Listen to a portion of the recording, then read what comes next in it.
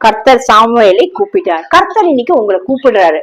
So கர்த்தர் கூப்பிடுச்சு, கர்த்தர் தான் கூப்பிடுறாரு. கர்த்தர் கூப்பிடுறாரா, இல்ல இந்த உலகம் கூப்பிடுதா, இல்ல உங்களோட மூப்பர்கள் உங்களோட பாஸ்டர்ஸ் கூப்பிடுறாங்களா, இல்ல உங்க சொந்த ஜனங்கள் கூப்பிடுறாங்களா? அது வித்தியாசத்தை அறியணும். இல்ல உங்க மனசே கூப்பிடுதா, அது நீங்க அறியணும். எப்படி இப்ப இந்த சாமுவேலுக்கு தேவன் கூப்பிடுறச்சே முதல்ல 2 வாட்டி தெரியல. ஆனா 3வது வாட்டி ஏலி சொன்ன உடனே கர்த்தர் கூப்பிடுறான்னு ஏலிக்கு தெரிஞ்சு, இதோ அடியேன் இருக்கிறேன், தேவன் தான் கூப்பிடுறான்னு கூட எதுவும் அவர் சொல்லல. இதோ அடியேன் இருக்கிறேன்னு சொல்லுங்கச்சே சாமுவேல் சொன்னார். அன்னைக்கு ஆண்டவர் சாமுவேலோட பேச ஆரம்பிச்ச தேவன் கடைசி வரைக்கும் பேசிக்கொண்டேதான் இருந்தார்.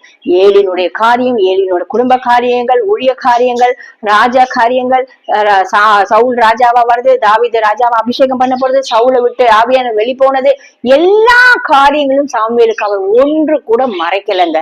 ஏன்னா சாமுவேல் தேவனுக்கும் மனிதர்களுக்கும்